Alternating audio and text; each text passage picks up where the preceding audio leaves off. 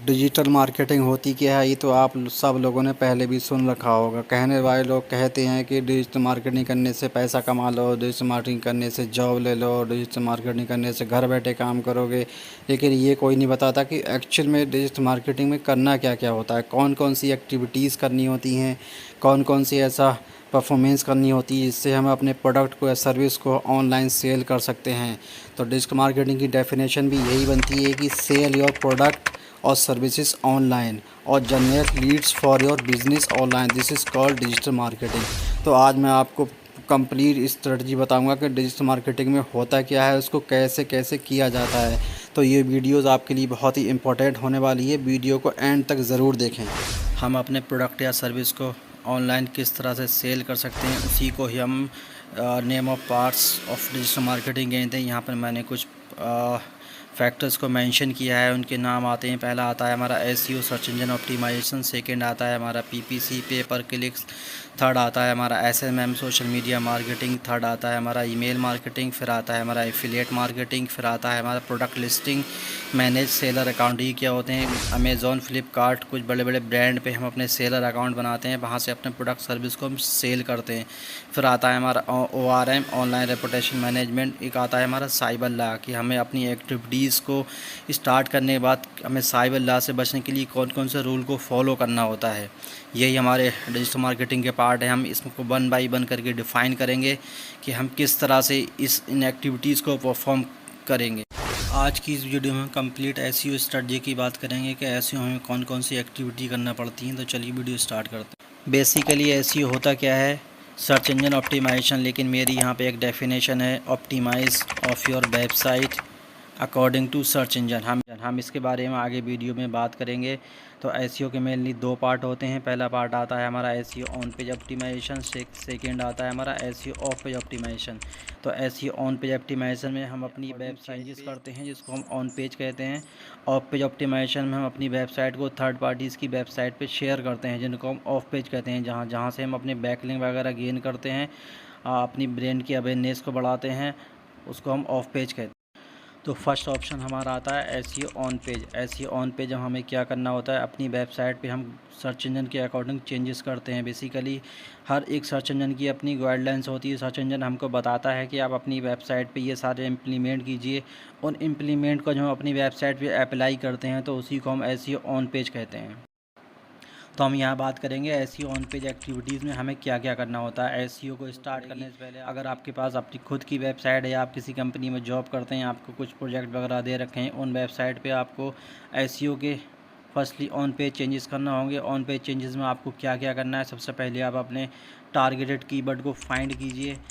Means आप अपने आपकी वेबसाइट पे जो प्रोडक्ट और सर्विस है, वही आपके टारगेटेड कीवर्ड होते हैं, उनको आप फाइंड करके एक एक्सेल शीट में नोट कर लीजिए।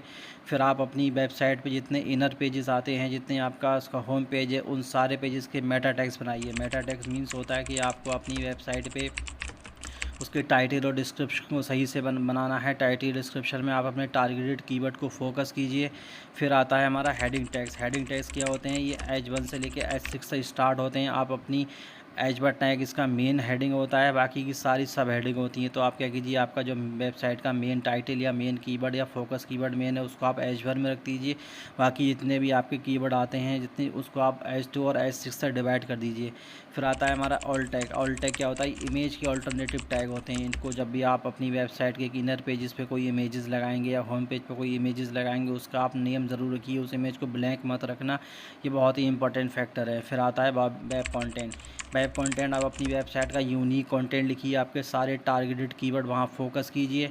जितने भी आप अपने कीवर्ड जो आपने फाइनल किए थे, उन कीवर्ड के अकॉर्डिंग आप अपनी वेबसाइट का कंटेंट राइट कीजिए। आपकी वेबसाइट की कंटेंट की लेंथ मिनिमम 1500 से 2000 वर्ड तक रखिए। उस कंटेंट को आप वेबसाइट पे पब्लिश कीजिए, इमेजेस लगाइए, हेडिंग टैग्स बनाइए। फिर आता है हमारा .html फाइल। .html फाइल का क्या रोल है? ये आपकी वेबसाइट के रिडायरेक्शन को मैनेज करता है। अगर आपकी वेबसाइट www और विदाउट www दोनों से ओपन होती है, तो ये कैनोनिकल इशू हो जाता है।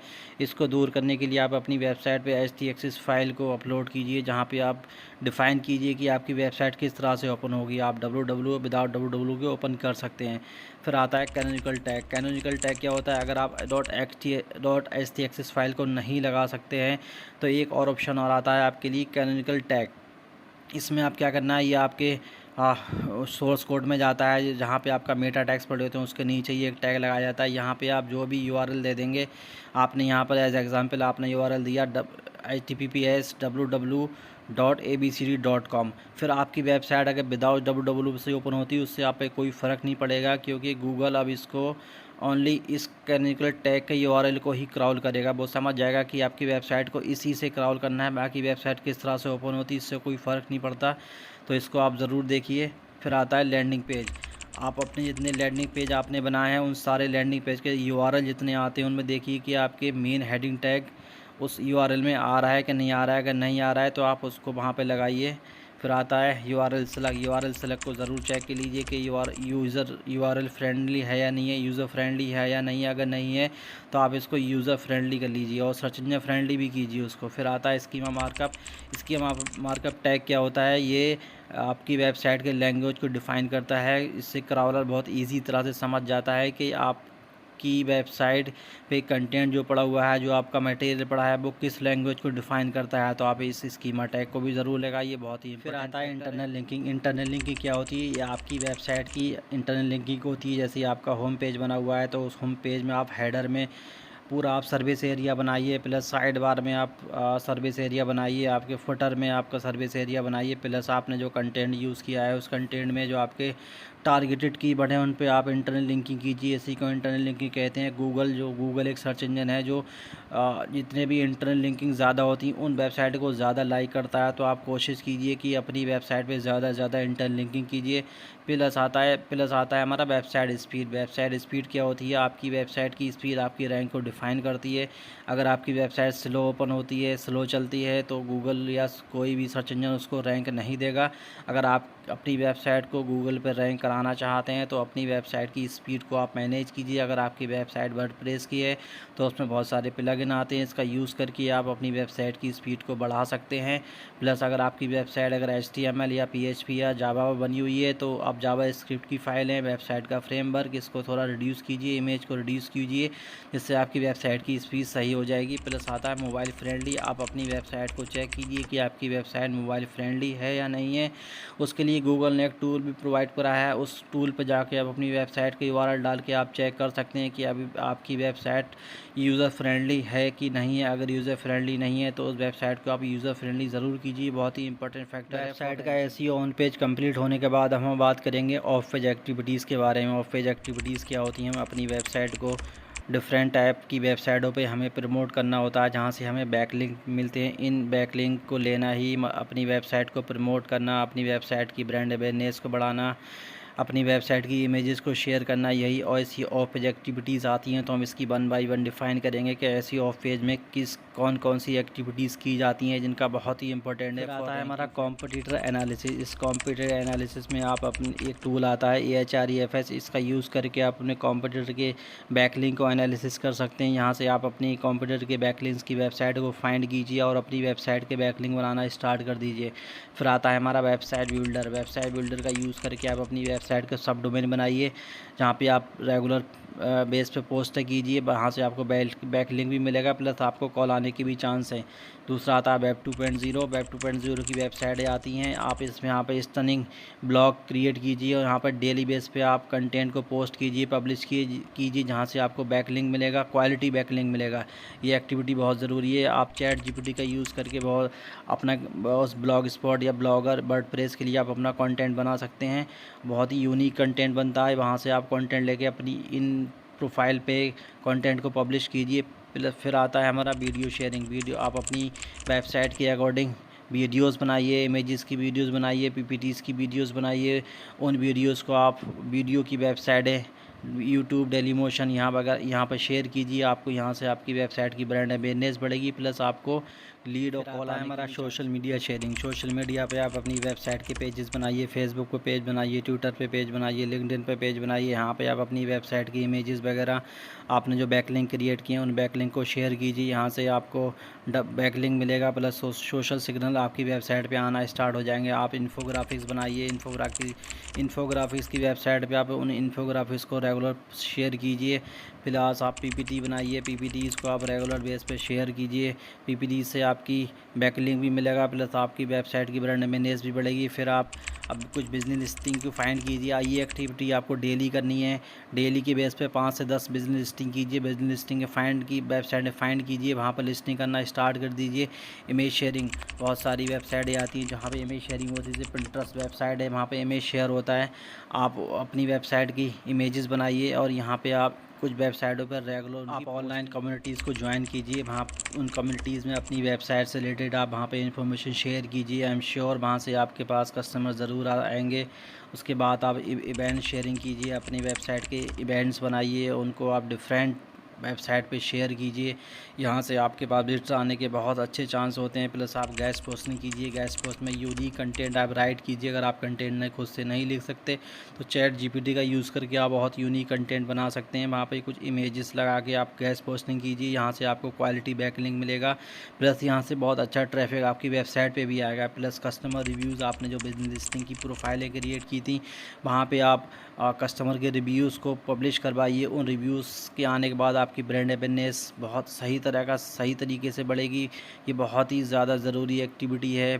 कस्टमर रिव्यूज़ आप ज़रूर इस पर फोकस ज़रूर कीजिए। प्रेस रिलीज़, आप अपनी वेबसाइट से रिलेटेड वीक में एक प्रेस रिलीज़ कीजिए। प्रेस रिलीज़ से क्या होता है, ये इमीडिएटली क्रॉलिंग वाली वेबसाइटें होती हैं। यहाँ से आपको क्वालिटी बैकलिंक मिलेगा प्लस आपको ट्रैफिक आएगा। यहाँ से आपके पास कॉल या लीड आने की भी चांस हैं। तो कोशिश कीजिए कि वीक में मिनिमम एक एक्टिविटी प्रेस रिलीज़ की ज़रूर हो जाए आपकी वेबसाइट पे। एसईओ की कुछ टर्मिनोलॉजी होती है, इसके बारे में हम यहाँ पे बात करेंगे। पहला आता है हमारा टाइप्स ऑफ बैकलिंक्स। बैकलिंक्स दो तरीके के होते हैं। पहला आता है डू फॉलो, सेकंड आता है नो फॉलो लिंक।